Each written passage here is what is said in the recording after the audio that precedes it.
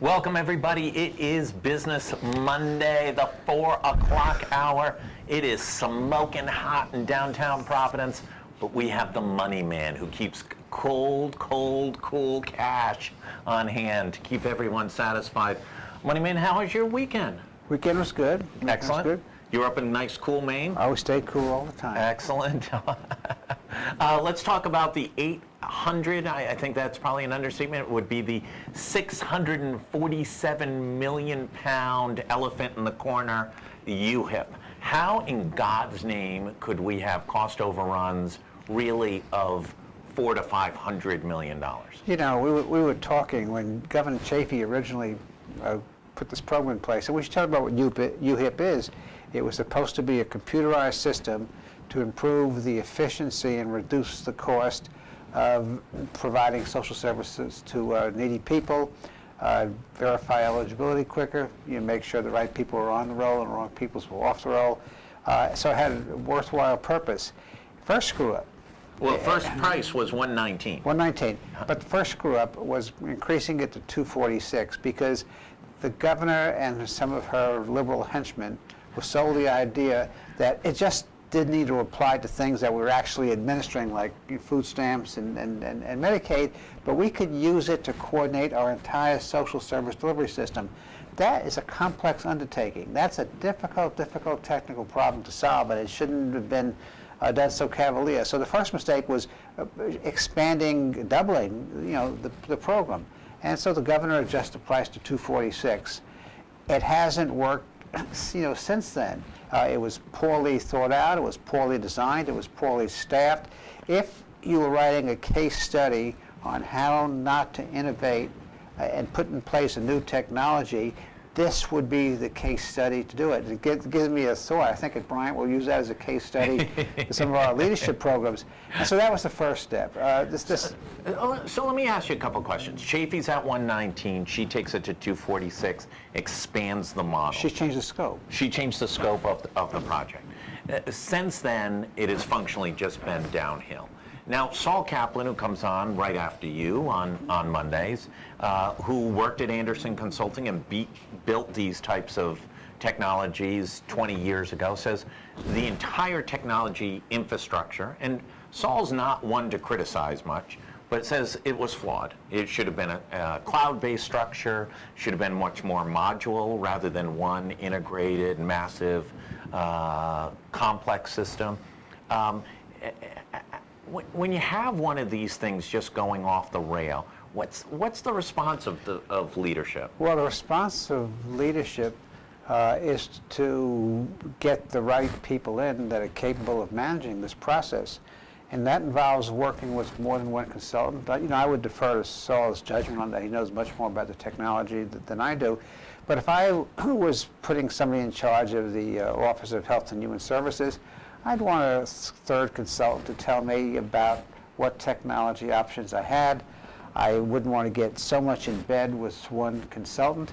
And it's interesting, that consultant was very well plugged in politically. Keep in mind that the work that was done at the Rhode Island Foundation with Brookings was in part funded by Deloitte. They were close to this administration. The other thing that I think would have been worth looking at when you use a consultant, this wasn't Deloitte's first rodeo. No, it was not. They had problems in a couple of other states implementing these types of programs which were less complex. So we put all our eggs in the basket of one consultant. We had a staff of people who may have been very good at social service programs, may have run social service programs. They understood nothing about implementing this technology, and so the state became a captive to the consultant. First rule of not the way to manage a project. There was no, they may identify somebody, but there was no ostensible clerk of the works, an equal person representing me as a taxpayer, representing the administration to deal with the consultant. So that was a mistake in just the organizational infrastructure. I can't think of one person who was an appointee of the governor as a director, department director, or a director of a secretariat that had 15 minutes experience with this type of technology. Well, that's a recipe for failure and to the best of intentions. The other issue and I may be a jury of one in this opinion, I think this administration overly politicized the issue. And the reason I say I think they over-politicized the issue, they were so concerned about getting it up and running before it was ready that it just had to have been a political decision. It could not have been a decision by the technical people.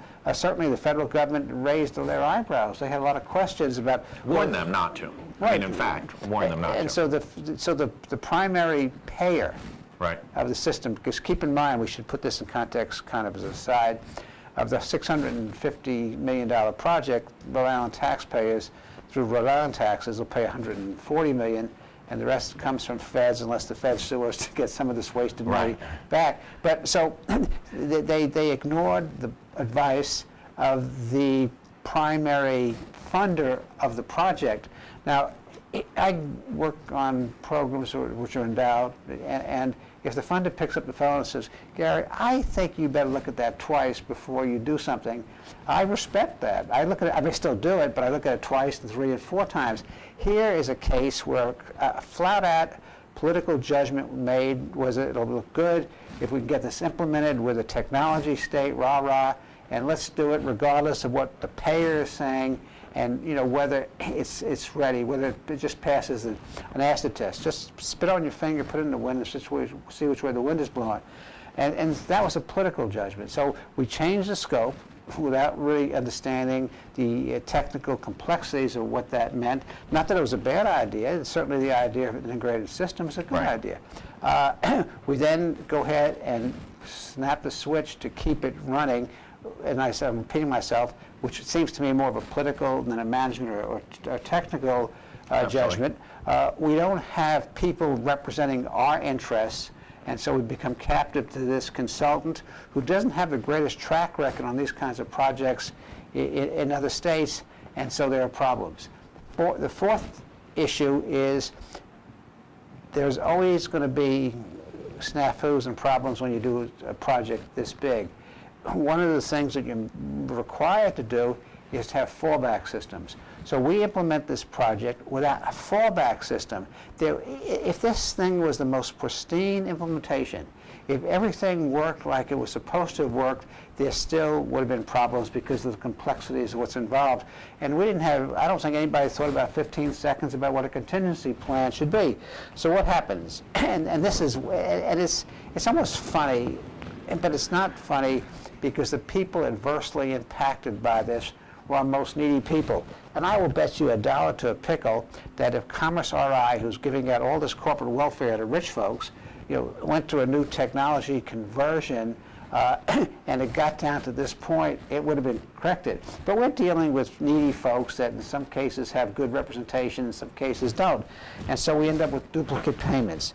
We end up with dead people on the Medicaid eligibility rolls. Sounds like voting in Chicago. Right. We failed to calculate cost sharing, particularly for kids in families who were in subsidized child care services. We have backlogs. People can't get to their food stamps on time. Nursing homes are not paid on time. They have to guess what to give nursing homes so Medicaid eligible people can continue to get health services. More than 16,000 people who are not part of Medicaid were put on the Medicaid rolls. We failed to effectively update income eligibility. That sounds like an exaggeration. That's what happened. Is this the biggest? You try and keep it in some level of context and not get caught up completely in the moment, but look at it within some historical judgment. Certainly, federal courts intervened in the 80s relative to the condition of the prison system in Rhode Island.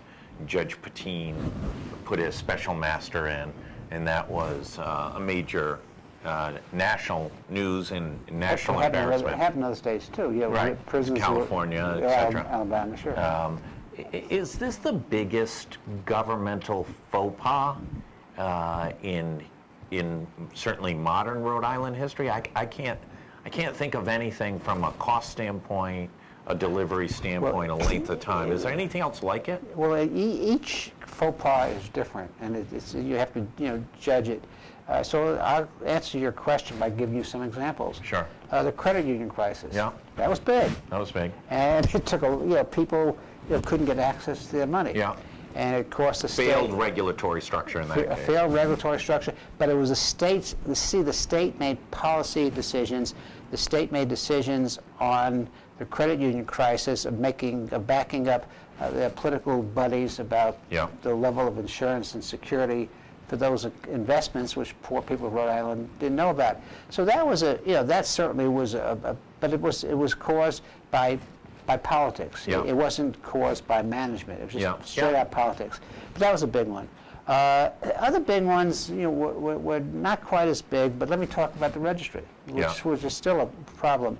And I was involved in this, and we made the same kinds of mistakes in hiring a consultant. Not had the faintest idea of what the consultant was going to do not upgrade, but to restore the vehicle and title and registration driver's license system, because the current system was about to collapse. And we spent much more money than we should have. I don't recall the numbers. We didn't have the right people inside state government to be our watchdogs on this. But the difference there, and it wouldn't have been as big as this one, but the difference there was nobody pulled the switch. Yeah. This is one place where I give this administration credit. They slowed down. They worked through the process. And so when the new system got implemented, it may not have been as perfect as people thought it would be, but it wasn't it wasn't a fiasco. There's still long lines at the registry. It may not be realizing its potential. You're talking about the registry now is a better system but the point than we've was, had before. the point was it was smaller. It was in scale from UHAP, but it was the same kind of problem. Poorly designed RFP, not having the proper people inside government watching out for the state taxpayer and the agency, and moving ahead and being slave to different consultants. In this case, some of the consultants merged, someone out of business. It was different, but the judge, no one ever made, whether it was the Curiary administration, which I was involved with, or the Raimondo administration, made a political decision. Boy, we're not going to look good because this thing is 3 years behind schedule, so we're going to pull the plug and just blow everybody's driver's license and registration. They had the sense and the judgment to say, no, we can't do this because this is going to be a major screw up. In the case of UHEP, same type of problem, small scale, but no one worried about the screw up. And so that was the difference. So to answer your question, with the exception of the credit union, which was a different set of circumstances and different reasons, I can't think of a bigger administrative screw up. And I think, and the other people that should get some notice in this too, is the legislature. Yeah. The legislature waited an enormously long period without exercising oversight. And when they began to exercise oversight, they held a lot of hearings. They were useful in getting some information out that otherwise might not have gotten out. But they did not subpoena people. They did not hold individuals accountable. It was, I would call, more like paper tooth oversight than vigorous, tiger bite your butt oversight. So let's break down some of these issues. Some of the other catastrophic failures. Even in that year's dollars, can't think of anything that's in the range of $400 million of additional costs. Obviously, the credit union had cronyism and sort of political backdoor dealing. And the costs, depending upon how you account for the selling of the assets, the costs were up there. Yeah. And there was an increase because there was, we worked on this. Sales tax. Yeah, well, see, when Dupree increased the sales tax from 6 to 7%, it had a sunset provision. It was for 1 year to get to a fiscal crisis. I remember working with the Southern administration saying, well, the way we could pay for it is just blank and not go back to where the sales tax should have been. Right. So there were all kinds of costs, and there were major costs, and that was a total bill on the state. There wasn't any federal participation. So when you talk about a $650 million bill, you're looking at about 80% of it is a federal cost. Just imagine, close your eyes for a second, and imagine that this was not a federal-state project, or it was a 50-50 federal-state project. Right. Instead of talking about $138 million, which, by the way, the state cost now is more than the total cost, federal and state, of the original project when Chafee was governor.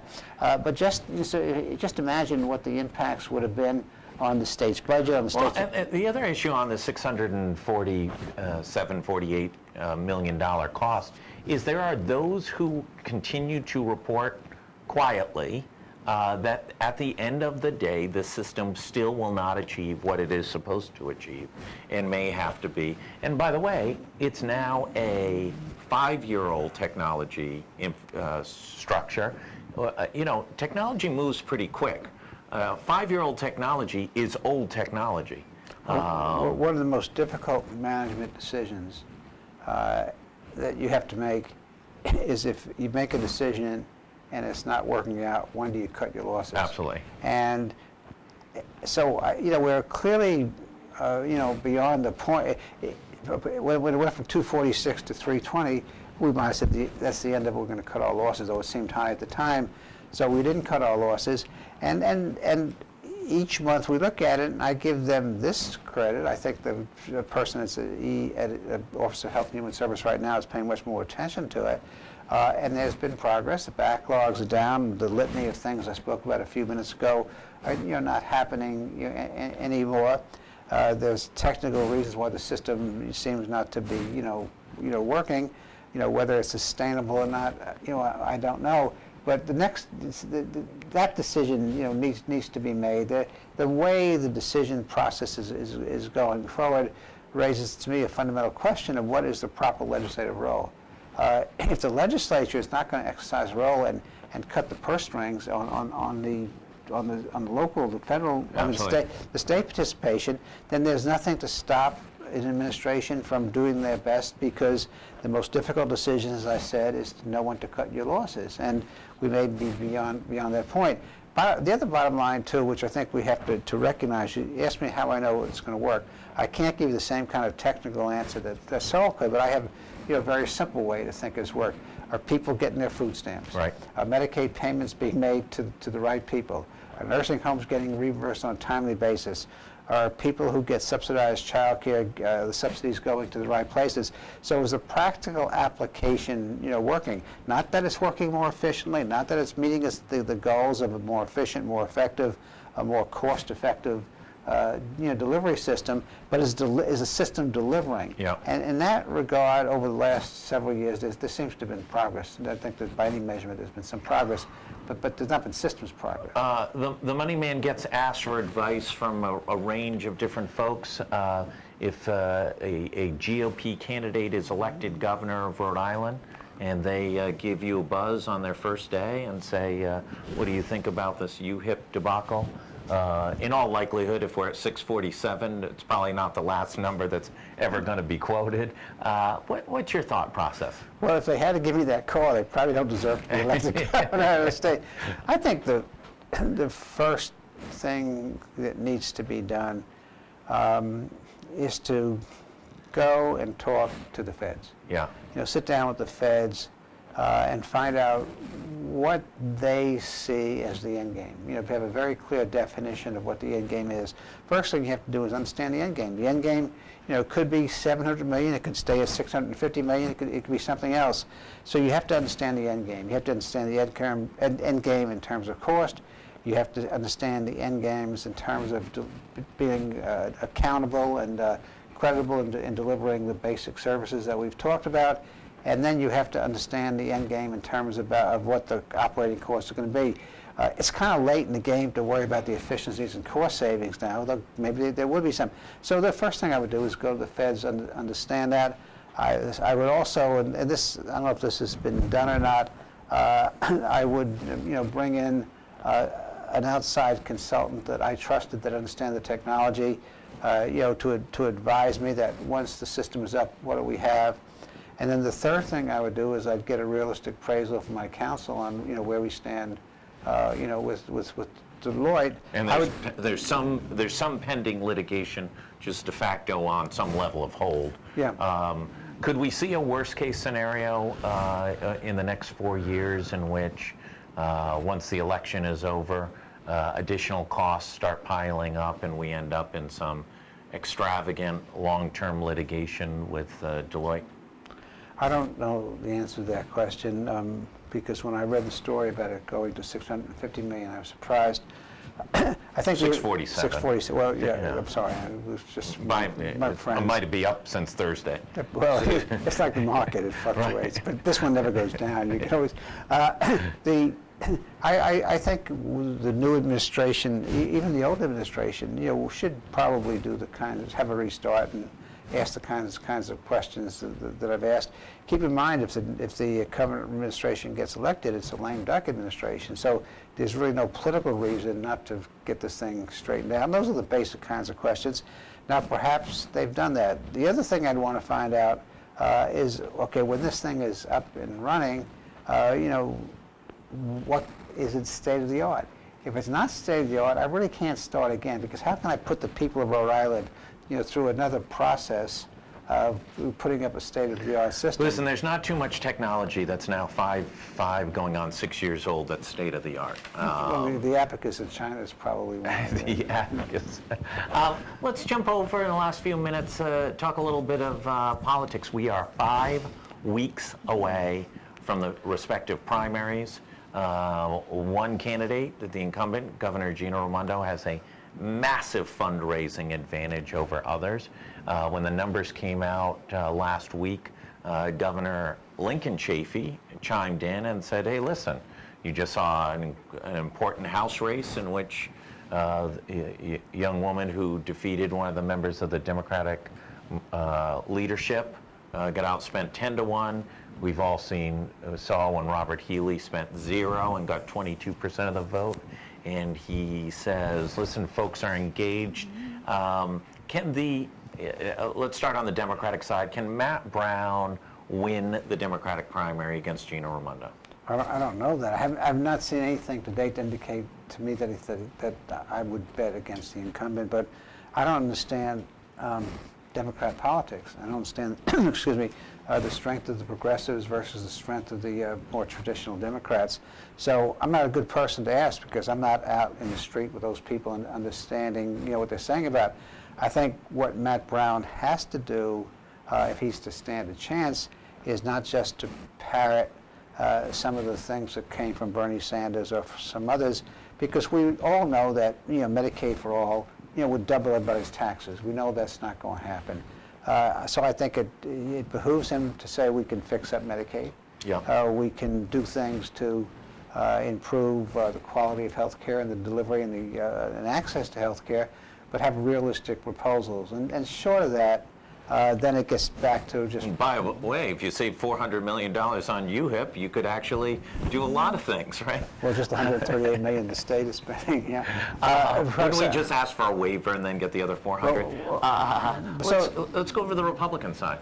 Well, to finish on the Democrats, so it really depends on the internal things about progressives versus traditionalists. On the Republican side, same thing. You got to... I'm going to go back to the Democrats. I tried to jump you over. I'm going to go back. Is really the Democratic primary a referendum on Gina Raimondo? Or is it a discussion between two different visions, Gina Raimondo and Matt Brown? I think it's more the latter, because, and I think Democrats will come home regardless of who their candidate is. I think what they view as a Trump Republican Party is something that they just couldn't stand. So I think it's a little bit of the latter. You look at legislative races, you look at the progressives coming out, and there's a line of difference being drawn. So it's the latter, and I think those things work their way through. So on the Republican side, and I agree with you, and we've seen a number of cases to demonstrate this, that money, frankly, is still the mother's milk of politics, but there are plenty of cases, where the candidates that spend less win, but they spend less to win when certain circumstances exist, and those circumstances are people feeling good about or anxious about their economic situation. Are they happy with the cultural direction of the country is going? Do they feel that the political establishment, or the political incumbents, I should say, are ignoring them? And then when those conditions exist, money becomes less important. Still, money is very important, and it's a question of outlier versus just less money. And so you have a Democratic Party in the state where the governor has, what, $7 million? It's going to spend in totality $7 million Okay, in this election. We have a senator running for office who's going to spend $3 million? And then some. And we have a state party, and this is unprecedented, that now has $500 million, in the bank, and the Republican Party has $2,000. $500,000. $500,000 Yeah. in the bank. Just think of, in a state this size, of all the GOTV, get out the vote work you can do. So it is true, being a believer, it is true that David slew Goliath with a slingshot. Yeah. But that was the exception, not the rule. And so if a Republican is going to have any chance, given the huge disadvantage in terms of resources, then one of those conditions have to exist. You have to say something that gets people excited. You have to get people motivated.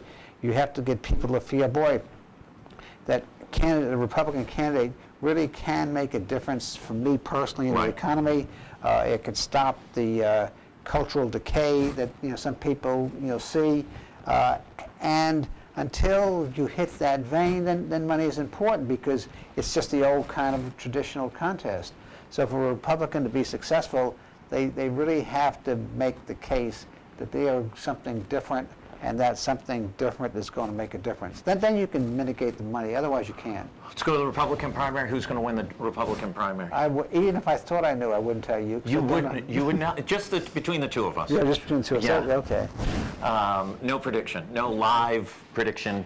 No, I can't even predict what the turnout would be. So if you could tell me what the turnout would be, I could start making Listen, guesses. if anybody could ever predict what a Republican gubernatorial primary is going to be, I think the low was somewhere around, against Bruce Sunland when Betty Leonard won, was, I don't know, somewhere around 15,000. Did she have opposition? She did. Oh. And the high was Almond and Makeley, and that was 60,000, 55 to 60,000. I could tell you stories about that, because I was nonpartisan supporting Makeley at the time, and John Holmes later became a very good friend of mine. Worked closely with John. I think he did a great job for the party in his time.